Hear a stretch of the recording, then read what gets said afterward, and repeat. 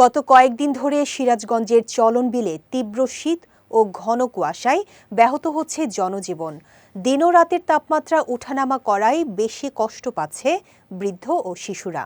এই অবস্থায় বেড়েছে শ্বাসকষ্ট, নিউমোনিয়া, জ্বর, সর্দি কাশি, ডায়রিয়ার মতো শীতজনিত রোগের প্রকোপ। তারাস উপজেলার 50 শয্যা হাসপাতালে ভর্তি রয়েছে ধারণ ক্ষমতার 3 গুণের বেশি রোগী। এতে অতিরিক্ত রোগীর সেবা দিতে হিমশিম খাচ্ছেন চিকিৎসকরা। চলনবিল থেকে আলহাজ আলী রনির পাঠানো তথ্যচিত্রে জাওয়াদ অন্তুর ডেস্ক রিপোর্ট। সিরাজগঞ্জের তাড়াশ উপজেলার কালিদাস নীলি গ্রামের আলাল হোসেন শ্বাসকষ্টে আক্রান্ত 3 বছরের সন্তানকে নিয়ে এসেছেন তাড়াশ সদর হাসপাতালে। শিশুটির শারীরিক অবস্থা নাজুক হওয়ায় তাকে ভর্তি করা হয়েছে হাসপাতালটিতে। গত কয়েকদিনের তীব্র শীতে উপজেলার সব হাসপাতালগুলোর চিত্র প্রায় একই রকম।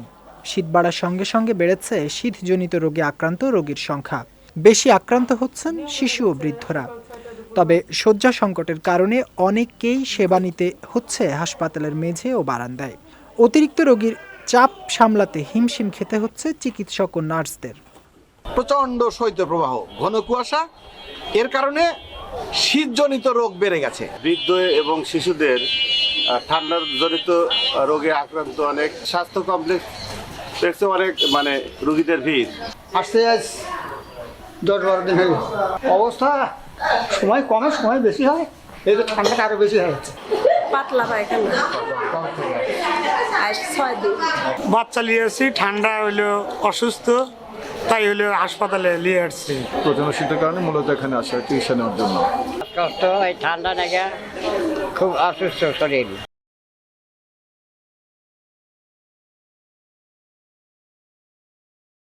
শীতজনিত রোগ থেকে বাঁচতে প্রয়োজন ছাড়া শিশু ও বয়স্কদের বাইরে বের না হওয়ার পরামর্শ দিয়েছেন এই চিকিৎসক। এই শীতের সময় গরম কাপড় পরিধান করে এবং ঠান্ডা পানি না খেয়ে কুসুম গরম পানি, বিশেষ করে বাচ্চাদের ক্ষেত্রে আমরা এই পরামর্শটা দিয়ে থাকি। এবং তারা যেন এই ঠান্ডার মধ্যে বাচ্চা কাচ্চা যেন বের না হয়, বাবা মাকে সে ব্যাপারে সতর্ক পরামর্শগুলো আমরা দিয়ে থাকি। গত এক সপ্তাহে শীতজনিত সমস্যা নিয়ে প্রায় 100 শিশু ভর্তি হচ্ছে হাসপাতালে। এমন অবস্থা থেকে মুক্তি পেতে স্বাস্থ্যবিধি মেনে চলার বিকল্প নেই বলে মনে করছেন বিশেষজ্ঞরা। বিজয় টিভি নিউজ ডেস্ক।